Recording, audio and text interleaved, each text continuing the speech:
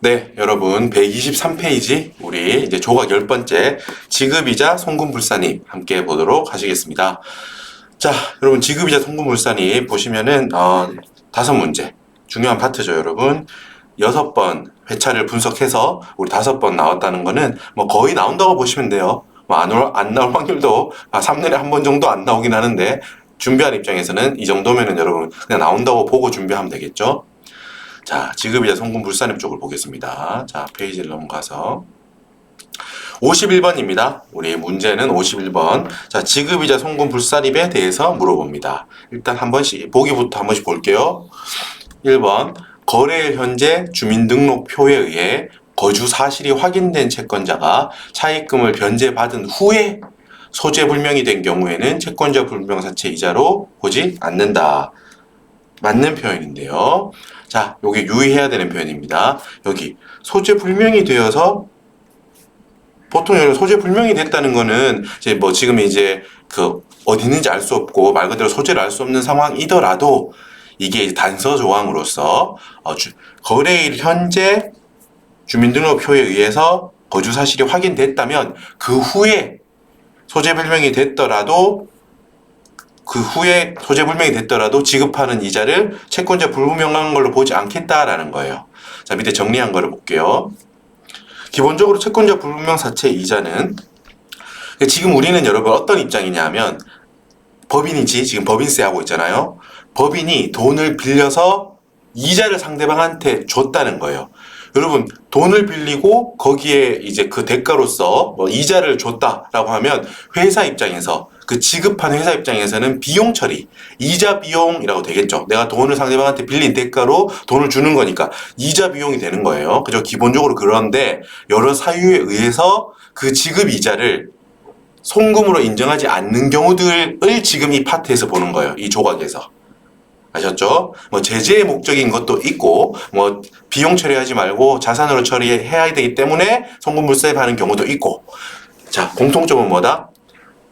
큰 틀에서 말씀드립니다. 회사가 돈을 빌려서 그에 대한 대가로 상대방한테 돈을 줬어요. 그럼 돈이 나갔으니까 기본적으로는 그게 이자 비용이라고 비용 처리를 할 수 있어요. 비용 처리가 되면 그만큼 송금 인정받으니까 세금을 적게 낼 수 있게 되는데 뭔가 정책적으로 우리 지금 방금 눈앞에 보고 있는 이런 것들 채권자 내가 나한테 돈을 빌려준 채권자가 주소 성명을 확인할 수 없대요. 이런 거는 여러분 그 금융거래를 투명하게 하고 그 금융실명제하고 이런 거를 잘 적용해서 우리 금융거래를 투명하게 하기 위해서 이런 거래는 하지 마라 라고 세법이 그냥 표현을 신호를 주는 거예요. 너 그렇게 채권자가 불분명한 사채를 갖다 써? 그런 거 갖다 쓰면 네가 그런 걸 만약에 갖다 썼다면 나중에 네가 거기에 대한 이자를 상대방한테 줬더라도 너 비용 처리 못 받는다 회사 너. 그러니까 세법은 뭐 아예 물리적으로 막을 수는 없을 거 아니에요. 이런 거래를. 세법은 페널티를 줘서 이런 거를 가급적 하지 않게 유도하려는 거예요. 세법은. 됐죠? 채권자가 불분명하대요. 돈을 빌려준 사람이 누군지 모른대. 그래서 그 사람한테 내가 돈을 이자를 지급했다고 해도 송금으로 인정하지 않는다라는 거고요. 자, 방금 우리는 이 문제에서는 요 빨간색 부분이죠. 다만 자, 지금 여기 1번 뭐라 그랬어요? 소재 불명이 됐대. 근데 이자 지급하는 시점에는 소재 불명의 상태라고 하더라도 거래일 현재 주민등록표에 거주 사실이 확인된 채권자가 차입금을 변제받은 후에 소재 불명이 됐다면 그런 차입금에 대한 이자는 채권자 불분명 이자로 보지 않겠다 이 말이에요. 됐죠? 일단 확인이 됐다는 거예요. 됐죠? 그러니까 그 후에 소재불명이 됐다면 지금 현재 시점에서 볼 때는 이 사람이 소재불명이니까 채권자 불분명이라고 볼 수 있지만 그 거래가 있었을 때를 기준으로 하자면 채권자 불분명이 아닌 걸로 보겠다. 그걸로 봐주겠다라는 거예요. 됐죠? 자, 1번 맞는 거고 2번 자, 특정 차입금의 연체로 인해 생긴 이자를 원본에 가산한 경우 그 가산한 금액은 자본적 지출로 하고 그 가산한 금액에 대해서 또 지급하는 이자는 해당 사업연도에 송금으로 한다라고 했어요. 여러분 이걸 구별해서 공부할 수 있어야 돼요. 구별해서 숙지하셔야 됩니다. 자, 우리가 일반 차입금, 특정 차입금이라고 있는데 이걸 구별해서 정리합시다. 우린 특정 차입금. 일반 차입금은 보통 우리가 회사가 갖고 있는 차입금, 보통의 차입금이고, 특정 차입금은 뭐 이런 거예요. 우리가 회계에서 건설 중인 자산 이쪽에서 보는 건데, 금융비용 자본화 뭐 이쪽 파트에서 보는 건데, 내가 돈을 빌렸어. 근데 그 돈을 빌린 이유가 어떤 자산, 예를 들면 건물을 지으려고 거기에 돈이 필요해가지고 이 건설 공사하고 이어져 있는 그 이유로 돈을 빌린 경우라고 해봐요. 그러면은 생각이 이런 거예요. 돈을 빌려서 이자를 줘야겠죠. 은행으로부터 돈을 빌렸다고 해봐요. 그럼 기본적으로 돈을 은행에 이자를 갚아 나가겠죠. 그럼 그 돈을 갚을 때 이자 비용이라고 기본적으로 회사는 처리할 거야. 그죠? 비용인데 우리 회계에서도 이런 개념이 있다고요. 그걸 고민해보는 거예요.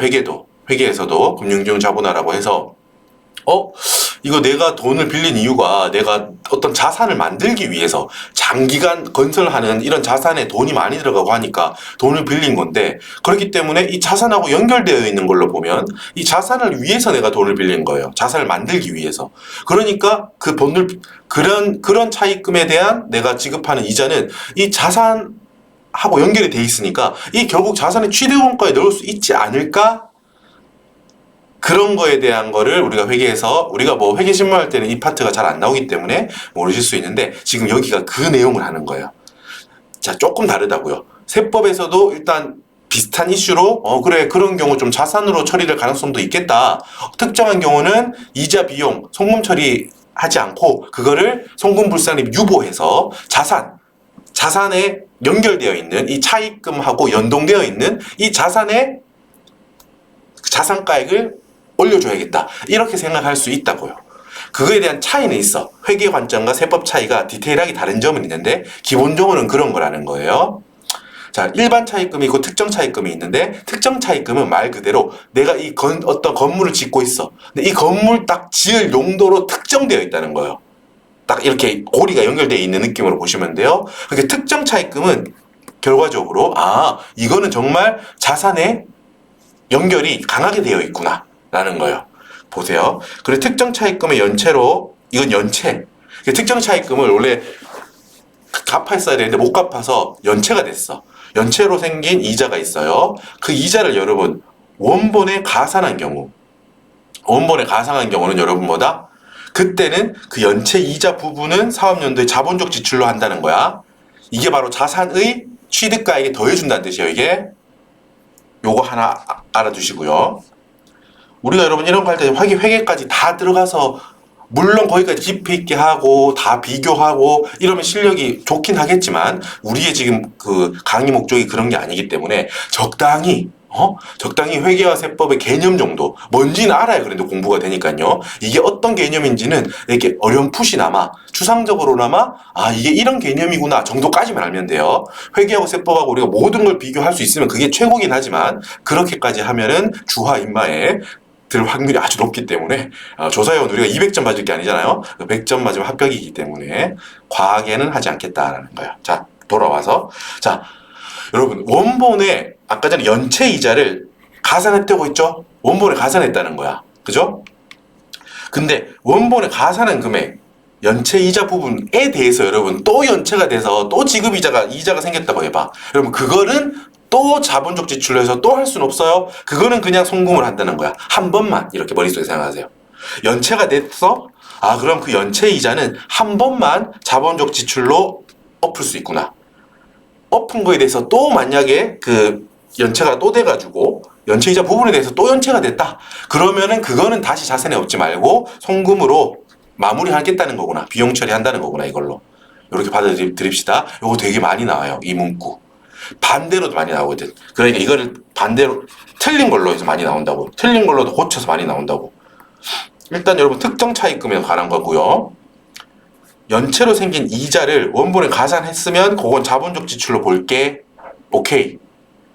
그 원본에 가산한 금액에 대해서 또 지급이자가 나간다면은 그거는 여기에 대해서 요것도 자본적 지출로 본다 이러면 안 되는 거예요. 이거는 송금으로 한다.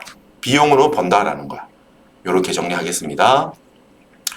자, 일단 4번 또 맞는 거부터 볼게요. 중소기업에 근무하는 직원에 대한 주택 구입 또는 전세자금 대여 계획은 업무 무관 가지급금으로 보지 않는다. 자, 여러분 뭐 다 중요하지만 요거 엄청 중요하죠.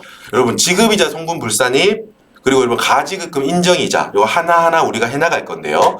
주관식에도 다 나오죠. 지급이자 송금불선입도 우리가 주관식용으로 계산할 수 있어야 되고 가지급금 인정이자 계산하는 부당행위 계산 부인의 일환이죠.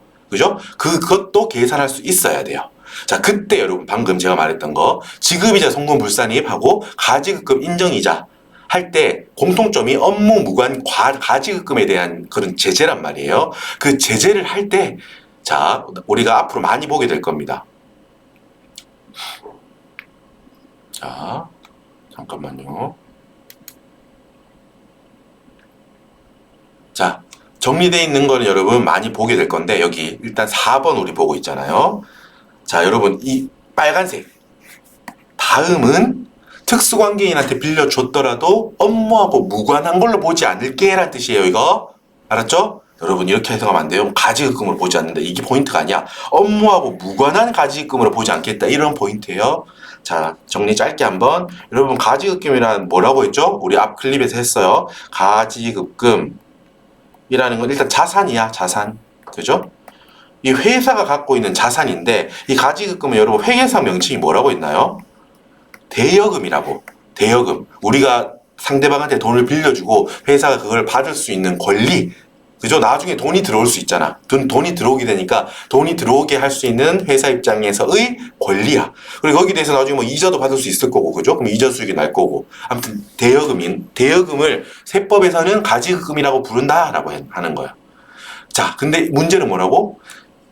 이거는 보통 가지급금이라면 뭐 대여금이라면 빌려준 거니까 뭐 이자도 받을 거고 그죠? 이자 수익도 생길 거고 원금 나중에 회수하고 그러면은 그게 투자한 걸로도 볼 수 있을 거고 그건 딱히 제재할 게 아니야. 근데 업무하고 무관하게 빌려준 거라면 여러분 이거는 제재를 하겠다는 거예요. 요렇게 회사 BS에 업무 무관 그냥 가지급금 말고 업무 무관한 가지급금이 있다면 필기 좀 넓은 공간에 할 걸. 그래도 여러분 개념만 알면 되니까요. 업무 무관 가지급금이 있다면 제재는 두 가지를 합니다.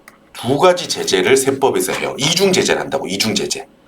무엇인지만 알다고 했어요. 일단은 우린 여기서 이게 있다면 자, 여러분 여기서 1번 인정이자 너 회사한테 물어보는 거예요, 세법이. 너 그래, 예를 들어서 쉽게 생각합시다. 대표이사한테 빌려줬다고 해봐요. 대표이사한테 회사가 돈을 빌려준 걸로 처리해뒀대. 장부에. 이거 세법이 회사한테 너 이거 이자 받고 있냐? 만약에 여러분 생각해봐요. 회사가 100억이 있어. 근데 이거를 어떤 금융자산 이런 거에 투자를 했으면 아니면 누군가한테 빌려줬으면 거기서 수익이 나겠죠. 채권에 투자거나 이러면 이자 수익이 날 거고 돈을 빌려줬어도 약정에 따라 이자를 받아서 회사가 기분이 좋을 수 있잖아. 수익이 생기는데 이자 수익이 생기는 경우인데 이 100억을 거기 투자 안 하고 투자하지 않고 대표자한테 빌려주면서 무이자로 드릴게요 막 이랬다고 해봐. 그러면 회사는 여러분 궁극적으로 이게 손해예요. 그죠? 정상적인 시장에서 이거를 돈을 빌려줬다면 100억에 뭐 아주 쉽게 10%로 갑시다. 이자가. 그럼 10억만큼 내가 이득을 볼 수 있는데 회사가 그게 아니라 대표자한테 100억 주고 뭐 이자를 안 받거나 아 대표님 제가 3%만 받을게요. 이렇게 했다고 해봐. 3억만 받은 거야. 그럼 어때? 10억을 받을 수 있는 이득을 회사는 포기한 거죠. 이게 바로 어떤 개념이에요? 회사가 손해를 지금 일으켰죠. 누구하고? 특수관계자하고 회사가 일부러 고의적으로 손해를 보게 해서 회사가 손해를 보죠. 대표이사는 이득이지만 회사가 손해를 봐서 회사의 소득 금액이 작아지겠죠. 그죠? 세금을 적게 내게 되겠지. 그걸 우리는 뭐라고 본다고? 부당하다고 본다고. 부당행위라고 본다고요. 그래서 그거를 부인하고 나중에 보겠지만 이 민법상 거래 자체를 효력을 부인한다는 게 아니에요. 소득금액. 세법이 이 회사 너 돈 얼마 벌었는지 계산하잖아요. 소득금액을. 그때 10억 만약에 한 푼 더 영원 이자 수익이 0원이라고 해도 너 이거 10억 받은 걸로 볼 거야. 세금 내. 입금 산입 10억. 그죠? 이게 부당행위 계산의 부인이에요.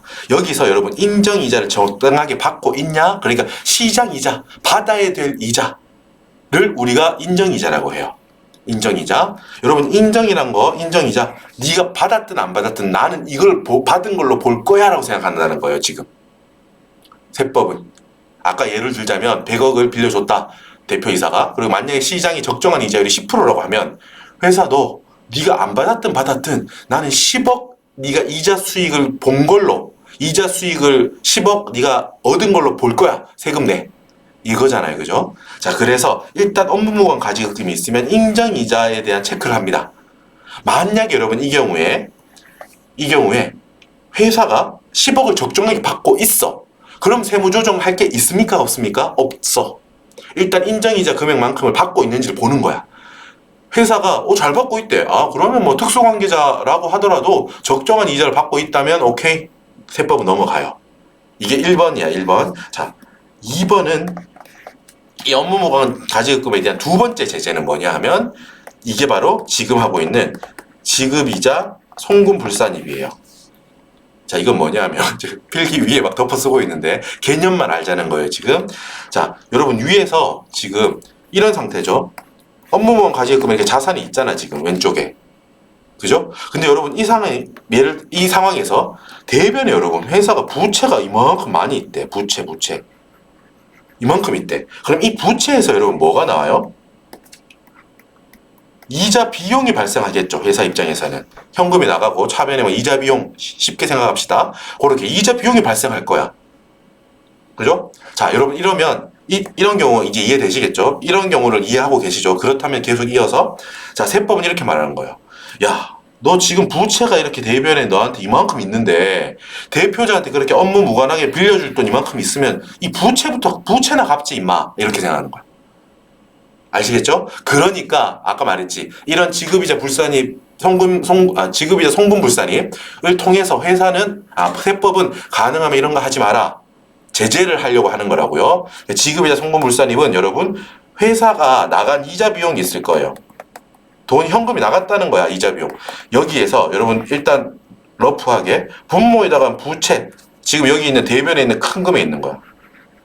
그 분자에는 업무무관 가지급이 업무무관 자산. 이 왜 비율을 하는 건 줄 알겠죠?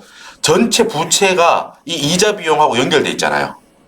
맞죠? 회사가 이 부채 전체 금액하고 1년 동안 이자 비용은 이렇게 연결돼 있는 거 아니야? 이 부채에서 이 이자 비용이 이렇게 나오는 거죠.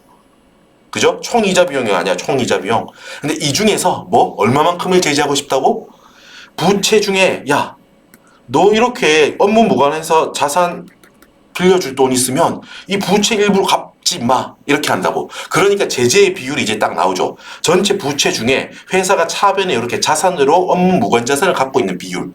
이 비율만큼을 곱해서 어디에서? 이자 비용에서 이 비율만큼을 곱해서 제재하겠다는 거예요. 됐죠? 여러분 지금 이론 정리는 지금 제가 말했던 정도면 됩니다. 아셨죠? 지급이자 송금불산입은 여러분 회사가 업무무관 대표이사한테 빌려주고 100억 빌려주고 적정이자 10%를 받고 있다고 하더라도 이 지급이자 송금불산입은 적용합니다. 2번 제재는. 그래서 여러분 1번하고 2번의 차이도 많이 물어봐요. 업무무관 가지급이 있을 때 인정이자를 받고 있다면 부당이익 계산의 부인, 즉 인정이자 입금 산입을 하지 않아요. 하지만 그렇다고 하더라도 적정이자를 받고 있다고 하더라도 인정이자를 받고 있다고 하더라도 이 지급이자 송금불산입은 해요. 됐죠? 이렇게 하시면 돼요. 일단 이론적으로 이론 문제 풀 때는 이 정도 알고 있으면 전체적인 큰 틀은 알고 있는 거예요. 물론 나중에 계산 문제 할 때는 여러 가지 더 디테일한 걸 봐야겠어. 볼 거예요. 거기서. 일단 여기서는 요 정도 이론을 크게 정리하고 이론적인 부분을 조금 더 보면서 문제풀이를 지나가겠습니다. 자, 한번 정리를 했어요. 자, 그리고 이제는 아까 우리 4번 보다가 일로 와버렸다. 그죠? 이 4번은 뭐냐면 다음은 회사가 특수관계인한테 빌려줬더라도 업무 무관한 걸로 보지 않는다는 거예요. 제재하지 않겠다는 거야. 알았죠? 애초에 이거는 이 정도면 그래 타당하지. 읽어봐. 그러면 감이 올 거예요. 회사가 있는데 여러분 직원한테 좀 직원이 사정이 안 좋아서 월급을 좀 빨리 달라고 했대요. 가불 해달라고 했대. 경조사비 좀 빌려달라고 했대. 빌려준 거예요. 경조사를 치러야 되는데 돈이 없다고 해서 뭐 그걸 빌려줬대요. 학자금을 대여해줬대요. 그리고 자녀 학자금도 뭐 대여해줬대요. 여러분 이런 것들은 뭐 사회적으로 사회 정의상 여러분 타당하잖아요. 그죠? 딱 봐도 그런 느낌을 가져요. 그리고 B, 우리 사주조합원에게 주식 취득자금을 대여해 준 거예요. 요것도 그래 우리 사주조합이 있으면 여러분 우리 직원이 그 회사의 그 회사의 주식을 갖고 있는 거. 그걸 조금 싸게 주기도 하고 뭐 그런 거 있잖아요. 다 계약이 그렇게 돼 있어요. 글로 그 하면서. 그런 경우니까 요거는 권장할 만한 거야. 뭐 주인의식도 갖고 내가 열심히 일해서 우리 회사가 잘 나가고 매출이 좋으면 주식이 오르고 그러면 나도 좋고 뭐 이런 게 있어요. 그래가지고 우리 사주 좋아. 그러니까 요건 권장할 만한 행위니까 요것도 오케이. 3번. 입금 산입액의 귀속이 불분명하여. 많이 봤던 표현이다. 읽어볼까요, 계속? 입금 산입액의 귀속이 불분명해서 대표자에게 상여 처분한 금액에 대한 소득세를 많이 보던 거다. 법인이 대납하고 이를 가지금으로 계상한 금액. 자, 여러분 많이 우리 앞쪽에서 많이 했던 거죠, 이 내용. 자, 다시 한번 리마인드 해볼까요? 자, 회사에서 사회 유출된 게 있다는 거야. 그래서 그거를 누가 가져가는지 근데 불분명하대요. 그 대표자한테 야, 관리 똑바로 안 할 거야, 너? 네가 가져간 건 아니더라도 너 관리 소홀에 대한 책임을 물을 거야. 대표자 상여로 처분했어. 이렇게 되면 어떻게 돼? 대표자가 보너스로 받은 걸로 지금 간주됐기 때문에, 그렇죠? 됐기 때문에 소득 처분됐기 때문에 보너스를 더, 그러니까 근로소득이 더 커져. 소득세를 더 내야 돼요. 그죠? 그리고 대표자의 소득세. 그렇게 하고 나서 법인이 대표님 그거 그냥 저희 법인이 납부하겠습니다. 납부했대요. 요때 어떻게 한다 그랬어요, 여러분? 일단 그때 기억나요? 이때 납부하고 그걸 비용 처리했대, 회사가. 그럼 어떻게 한다고? 송금불산입. 기본적으로는 뭐야? 대표자가 내야 될 거니까 송금불산입인 거야. 그죠? 그런데 요거를 다시 대표자 상여로 하진 않고 기타 사의 유출로 그냥 그 고리를 끊겠다는 거 했죠. 그래서 더 이상 대표자 너 더 이상 괴롭히지 않을게. 그냥 실무상 그렇게 끊는 거야. 우리 반대로 뭐였어요? 다른 상황. 대표자가 만약에 가져간 게 분명해. 그래도 대표자 상여로 처분했다 한 경우, 그때 여러분 소득세를 만약에 대납하잖아요. 송금불산입은 당연해. 그러고 나서 또 대표자 상여를 하는 거예요. 대표자 너 정신 안 차려?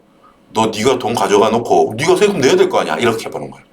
어디 대납시키고 있어? 라는 거. 요렇게 보는 그냥 여러분 감정 느낌만 가집시다. 외우기 쉬우려고 하는 거예요, 그냥. 자, 정리. 요렇게 됐고 이걸 했던 거고요. 여기 뭐냐면 자, 대납했어. 대납하고 나서 여러분 아까 전에는 이거 있지. 현금 100원. 회사 입장에서 여기에다가 자, 대표자 거 대신 냈다, 소득세. 그리고 슬쩍 비용 처리해 놓은 경우에 이 비용을 송금불산입 기본으로 하고 기타 사유 출하거나 대표자 이놈 왜 또 하냐? 왜 다시 먹일 거야? 대표자 상여 또 하거나. 지금 이 경우였고 여기는 뭐냐 하면 이걸 비용 처리하지 않고 대납한 다음에 여기에 여러분 가지급금이라고. 이거 스토리 봐봐. 가지급금. 이게 무슨 소리냐면 여러분 여기 뭐 회계 담당이나 아마 격리 담당이나 부서가 있을 거 아니야. 격리 부서가 대표자가 만약에 이랬다고 스토리요. 장난이 하는 거예요. 대표자가 야, 내 거 좀 대신 내. 이랬다는 거야. 그 소득세 대납 좀 해. 그래가 어쩔 수 없이 납부를 했다는 거야. 그러고 나는데 이 정의감에 투철한 거야, 지금 이 격리 부장님이. 그래서 이거 네가 내야 되는데 왜 우리 법인 걸로 내? 그러고 나서 가지급금이라고 내가 받을 거라는 거지, 대표자한테. 여러분 이거는 그냥 이렇게 하면 잘 기억나니까 하는 거예요. 뭐 이게 실제이기도 하고 이런 경우인 거예요. 현금을 회사가 대납 대신 일단 내고 이거를 대표님 이거 주셔야 돼요. 회사가 빌려드린 거예요, 이거. 아셨죠? 대표님 이거 진짜 주셔야 돼 하면서 맨날 쫓아다니면서 주세요 막 이런 거야. 그러면 여러분 여기가 비용 처리가 아니고 가지급금이라는 자산으로 처리해 놓은 거라고요. 그러니까 무슨 소리냐면 소득세 낼 게 돈이 없어가지고 빌려준 걸로 본다고, 회사가. 이것도 여러분 업무하고 관련이 있나요? 회사하고 업무하고 관련이 없죠. 하지만 그냥 갸륵하다는 거지, 회사의 입장이. 그래 한번 받아볼래? 이런 거야. 일단 이렇게 띄워놓은 거는 뭐 제재는 하지 않겠다는 거야. 이렇게 있으면 지금 이제 송금불산입할 업무 무관한 가지급금으로 보지 않겠다고 하니까 이렇게 회사가 대납하고 자산으로 이렇게 나 받을 거야 라고 해놨다면 이거는 부당한 걸로는 보지 않겠다. 업무 무관하긴 하지, 엄밀히 따지면. 참 가나다 ABC 다 그렇긴 하잖아요. 회사의 업무는 아니잖아. 근데 사유가 있으니까 이 정도는 봐줄게 라는 거예요. 됐죠? 자, 이해되실 거예요. 이거는 업무 무관한 걸로 보지 않겠다는 거구나. 세법이 관대하게 보겠다는 거구나. 느낌을 가지자고. 디귿이 아니고 D. 미지급 소득에 대한 소득세를 법인이 납부하고 가지급금으로 계상해 둔 금액. 여러분 요것도 느낌이 뭐냐 하면 자, 여러분 회사가 실제로 뭐 보너스나 배당이나 이런 걸 실제 지급을 했어. 그러면 지급하면서 여러분 그 원천징수해서 다음 달 10일까지 갖다 낸단 말이에요. 그죠? 현금을 100원 줄 거를 이제 야, 나 원천징수에서 미리 떼서 세무서에 내가 대신 내놓을게 라고 하는 게 회사가 그렇게 대신 내놓는 게 원천징수잖아요. 자, 이게 현금을 실제로 이렇게 줄 때는 무조건 원천징수 하는데, 자, 이 경우가 아니라 실제로 지급하진 않았는데 현금이 지급 아직 안 됐어. 현금이 상대방한테 간 건 아니야. 근데 여러분 이때 뭐 미지급한 상태지만 일정 기간이 지나면은 준 걸로 의지하고 이런 게 있어. 원천징수 시기에 의제 이런 게 있다고. 이게 나중에 소득세 쪽에 나올 거고 이런 개념이 있어요. 이게 만약에 현금 배당 주기로 땅땅땅 결의했는데 아 갑자기 돈이 없어가지고 난 안 줄 거야. 막 이렇게 있으면 어떻게 돼? 그 상태가 계속되면 나라 입장에서 불안정하다는 거지. 지금 원천징수가 빨리 돼야 되는데 결의했으면 여러분 기속이 된 건데 배당을 주겠다고 결의를 했으면은 이 사람한테 배당 소득세가 이제 배당 소득이 된 걸 지급돼야 되는데 지급이 안 된 상태로 이렇게 시간이 흘러가고 있대. 그러면은 세법에서는 실제로 만약에 못 줬더라도 일정 요건, 일정 시기가 지나가면 야, 너 지급한 걸로 의지할 거야. 딱 정해버려. 그 시기가 되면. 회사가 상대방한테 돈을 준 걸로 의지한다고요. 실제로 안 줬더라도 확정시켜버리는 거예요. 그러면은 지급하지 않았더라도 내야 돼. 원천징수를 해가지고 갖다 내야 되고 뭐 이런 거 있다고요. 이거 나중에 자세히 할 거예요. 지금은 요거 흐름만 보시면 돼. 미지급 소득에 대해서 여러분 그거에 대해서 실제로 지급하지 않았으니까 만약에 상대방이 원천징수를 넘어서서 야 나는 실제로 제가 주시도 않았는데 나는 못 내겠다 막 이랬다고 해봐.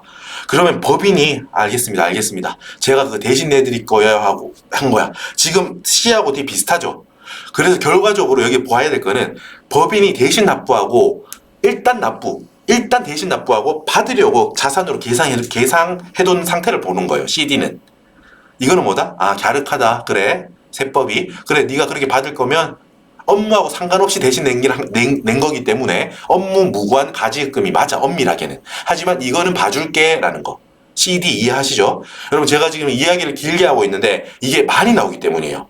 지급이자 송금불상비도 나오고 인정이자 계산할 때도 나오고 주관식에도 나온다고요. 이걸 구별할 수 있어야 돼. 이게 그 주관식 풀이에도 처음이고요. 여기 객관식에도 엄청 많이 나오기 때문에 한 번만 이렇게 잘 보고 나면 다음부터는 리스트 한번 보고 바로 체크하고 넘어갈 거예요. 됐죠? 지금 사실 이 문제는 여기 F예요. 포인트가. 중소기업에 근무하는 직원에 대해서 주택구입자금 대여액 혹은 전세자금 대여액인데 여러분 A, B, C, D, E 할 때는 여러분 중소기업 이런 표현이 없었잖아 지금 위에. 그죠? 근데 지금 여기서 갑자기 중소기업이라는 표현이 나왔죠. 그러니까 F는 요 중소기업 직원한테만 해당되는 거예요. 자, 중소기업 직원한테 이 직원이 주택을 사고 싶어 해서 요거를 금액을 주택 구입 자금을 빌려줬다. 아니면 전세 자금이 모자라다고 해서 요걸 빌려줬다. 그리고 이자를 뭐 싸게 빌려줬다. 뭐 이런 식으로 해놨다. 빌려줬다는 거예요. 그러고 나서 내가 이제 회사 입장에서 여러분 이거를로 이게 업무하고 상관없잖아. 그러니까 이것도 일단 기본적으로 업무무관 가지급금이지만 회사가 뭐 나쁜 데 쓴 거 아니잖아요. 도와주려고 한 거니까 직원을 자 봐주려고 하는데 단 언제? 중소기업 직원한테만 하는 거예요. 여러분 이거 많이 나와요. 만약에 직원이긴 한데 우리 회사가 중소기업이 아니야. 대기업이야. 그런데 대기업에서 주택구입자금을 빌려주거나 전세자금 대여액을 했다면 여러분 이거는 보기 나름이긴 하지만 세법에서는 기본적으로 이거는 업무무관 가지급금으로 봅니다. 알았죠? 거기 어떻게든 머릿속에 갖고 있어야 돼. 중소기업에 한해서 중소기업 직원한테 주택구입자금, 전세자금 대여액을 제재하지 않겠다는 거야. 알았죠? 중소기업이 아닌 다른 대기업 이런 기업들은 그 기업한테 기업이 직원한테 주택구입자금, 전세자금 대여액 해줬다면 그건 업무무관 가지급금을 본다는 거예요. 이거 어떻게 공부를 명확하게 구별 안 하면 헷갈린다고요. 아니 주택구입자금 요즘 뭐 집 사기도 힘든데 그거 좀 빌려주면 좋잖아 뭐 이렇게 생각할 수 있어. 그거 틀린 말은 아닌데 우리는 일단은 구별해서 공부해야 되니까 공부할 때는 어떻게 요런 혜택은 중소기업 직원한테만 주는 혜택이구나. 그러니까 중소기업한테만 주는 거지. 요 제도 자체는 중소기업 직원한테 주는 혜택인데 이 제도 지금 송금불산입 할 때 업무무관 가지급금을 보지 않는 거는 중소기업한테 주는 혜택이죠. 됐죠? 요렇게 구별해서 공부합시다. 지금 우리 4번을 했어요. 앞으로 돌아가자. 튕기진 않겠지? 튕겼다. 왠지 누르는 순간 튕길 것 같더라고요. 자, 보세요. 중소기업 직원한테는 괜찮다는 거야. 업무무관 가지금을 보지 않는다. 주택 구입 또는 전세자금 대여 얘기. 됐죠? 오케이. 자, 여러분 5번. 5번 여러분 요거 제가 아까 전에 감가상각 앞에 공부할 때 이 말 했거든요. 다시 한번 말씀드릴게요. 업무무관 자산의 취득가액. 여러분 지금 뭐냐 하면 지급이자 송금불사립 아까 계산할 때 분자 대표이사에 대한 업무무관 가지금이 있을 때 이 지급이자 중에서 일부 금액을 부인한다고 했죠. 송금불사립. 왜? 야, 너 이렇게 대표이사한테 업무무관하게 빌려줄 돈 있으면 야, 대변에 있는 부채 저거나 좀 갚지 마. 라고 했죠. 그러니까 그 비율만큼 제재한다고 했잖아요. 그때 분자에 들어가는 대표이사한테 빌려주는 업무무관 가지금 있고 또 업무무관 가지금하고 또 뭐가 있냐면 대표이사가 타고 놀려고 막 호화 보트를 샀대요. 그게 업무하고 상관없어. 대표이사가 여름 휴가 가서 해외에서 타고 놀라고 보트를 사놓고 호화로운 보트를 사놓고 그거를 막 자산으로 계상해놨다는 거예요. 회사의 자산으로. 그게 바로 업무 무관 자산이에요. 공통점은 업무 무관하다는 거예요. 업무 무관 가지금, 업무 무관 자산, 제재의 대상이라는 거지. 이런 거 사거나 빌려주거나 할 돈 있으면은 부채나 갚아라. 알았죠? 그런 개념이라고. 그거니까 제재하겠다. 그런 경우니까 제재하겠다는 건데, 자, 특수관계인으로부터 시가보다 높은 금액으로 샀대요. 이 업무 무관 자산을. 그래서 우리는 뭘 적용했어? 부당행위 계산의 규정을 적용했어요. 이런 경우에도 시가초과액을 포함한다라고 하는 게 이게 맞는 표현이에요. 아까 전에 숫자로 다 봤는데 한 번 더 숫자까지 보고 올게요. 요거 한 번만 다시 진하게 하고 나면 다음부터 잘 기억나실 거예요. 찾아갑시다. 120 몇 페이지. 잘 찾아갈 수 있겠죠? 120. 아, 여긴 거다. 여기다. 짠. 느낌이 왔어요.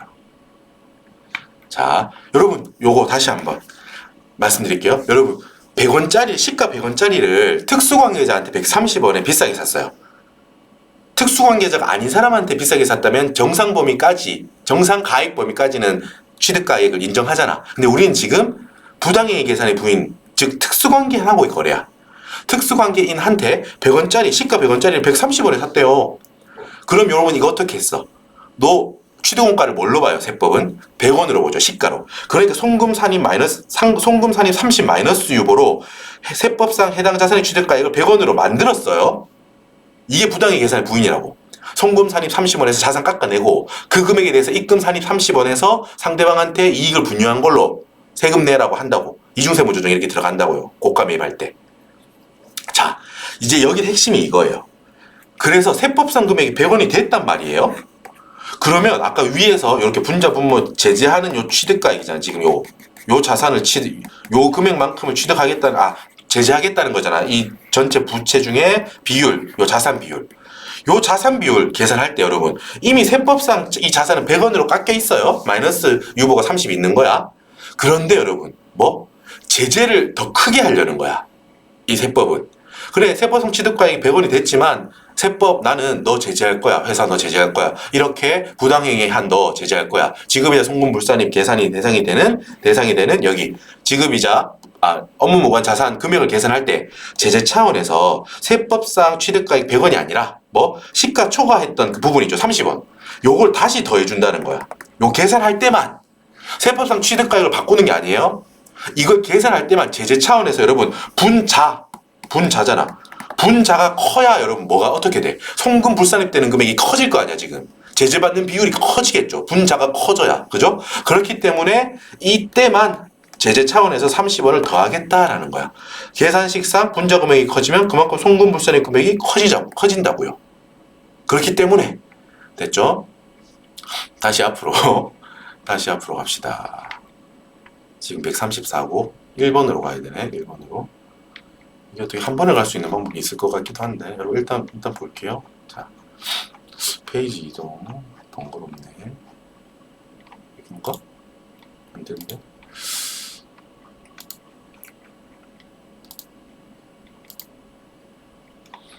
버벅거리네요. 다시 1번 다 왔어요. 잠깐만 다 왔어요. 자, 읽어봅시다. 읽어보면서 파악을 하면 돼. 지워져라. 이제 여러분 귀에 들어올 거야. 다시 천천히 들어보세요. 업무 무관 자산. 취득가액에는 특수관계인으로부터 시가보다 높은 가액 130원으로 취득함에 따라 부당이익 계산 부인이 적용돼서 어떻게 했다고? 송금 산입 30원 마이너스 유보 해서 세법상 취득가액이 100원으로 바뀌었다고 했죠? 자, 했더라도 이 시가 초과액 30원을 포함한다. 지금 업무무관 자산의 취득가액은 이거는 제재 대상이 되는 분자 금액을 말하는 거예요. 지금 여기서 이 표현이. 분자 금액에는 뭐 시가 초과액 30원을 포함한다라고요. 결론이. 알았죠? 여러분 요거 되게 많이 나와요. 계산 문제도 나오고 말 문제도 나와요. 지금 우리 이해했잖아요. 그럼 요 문제나 이 문장은 앞으로 계속 풀 수 있는 거예요. 자, 이제 3번. 이제 정답이네요. 특수관계인으로부터 법인세법상 적정한 이자를 수령하고 있는 가지급금의 경우, 아까 제가 여러분 회사가 대표이사한테 100억을 빌려줬어요. 시장 이자율은 10%야. 자, 그걸 적당하게 받고 있다면 여러분 업무 무관 가지급금을 보지 않는다가 아니에요. 아시겠죠? 적당하게 받고 있다면 인정이자는 계산하지 않는 거예요. 자, 무슨 소리냐? 아까 제가 말했죠, 여러분. 적당하게 이자를 받고 있다면 첫 번째 제재였던 입금 산입 인정이자는 하지 않아도 돼. 시가만큼 받고 있으니까. 하지만 두 번째 제재, 지급이자 송금 불산입 에서는 업무무관 가지급금 적용해서 뭐 송금불산입 이자 비용 하잖아요. 됐죠? 그러니까 여러분 엄밀히 따지면 아까 부당이익 계산의 부인 인정이자 계산하지 않는 것도 이거를 부당한 업무무관 가지급금을 보지 않는다는 뜻이 아니고 인정이자만큼 받고 있으면 그거는 제재하지 않아도 된다는 거야. 1번은 그거의 포인트는 업무하고 무관하고 아니고가 아니고 적정이자를 받냐 아니냐가 포인트거든. 되셨죠? 여러분 지금 요 뒤에 정리한 거 함께 볼게요. 자, 여기 제가 말한 거 있네요. 특수관계인한테 업무 관련 없이 돈을 빌려줬어요. 자, 일단 지급 이자 중 해당 부분만큼 아까 전체 부채 중에 이 자산 분자 비율만큼을 송금부사를 기타 사유출해요. 요 소득 처분은 기타 사유출해요. 됐죠? 자, 근데 빨간색 여기 뭐? 이 지급이자 송금불산입은 만약에 해당 가지급금에 대해 특수관계인으로부터 시가에 해당하는 10% 이자를 받고 있더라도 지급이자 송금불산입은 한다 라는 말 정리했고요. 다시 조금 더 정리할 내용이 있어서 같이 요참에 정리를 해버립시다.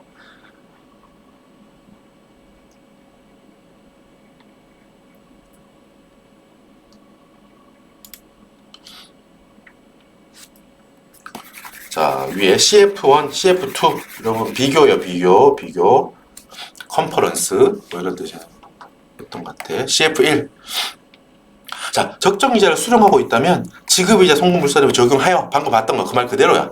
부당이익 계산의 부인 중 하나인 인정이자는 적용하지 않는다. 왜? 이미 시가에 해당하는 만큼의 수익을 얻고 있으므로 이 부당이익 계산의 부인 요거의 취지상 요거는 하지 않아도 된다는 거예요. 자, 지급이자 송금불산입 계산 대상인 가지급금 은 법인의 업무와 무관한 가지급금만으로 한정돼요. 그러니까 방금 말하면 다시 정리하면 지급이자 송금불산입은 너 대표이사한테 이런 거 업무 무관하게 빌려주지 마 라고 제재하는 거고, 자, 인정이자 계산의 대상이 되는 가지급금 이거는 뭐냐 하면 업무하고 관련이 있든 없든 상관없어요. 특수관계인한테 빌려줬다면 적정한 이자를 받으라는 거야. 인정이자는 업무 관련성 상관없이 시가에 해당하는 받고 있느냐가 문제라고 했잖아요. 이게 또 하나의 포인트가 될 수 있습니다. 문제에서. 자, 특수관계인한테 만약에 업무와 관련해서 빌려줬더라도 적정이자를 받냐, 시가에 해당하는 이자를 받고 있냐 없냐가 지금 이건 포인트라고. 반대로 말하면 업무하고 관련해서 빌려줬더라도 뭐 시가만큼 받고 있지 못하다면 인정이자 계산의 대상이 된다는 거예요. 됐죠? 반대로 다시 한번 또 정리해볼까? 그럼 지급이자 송금불산입 측면에서는 업무하고 관련이 있다면 또 지급이자 송금불산입 대상은 아닌 거가 되겠죠. 요거는 업무 무관한 가지급금을 대상으로 하니까요.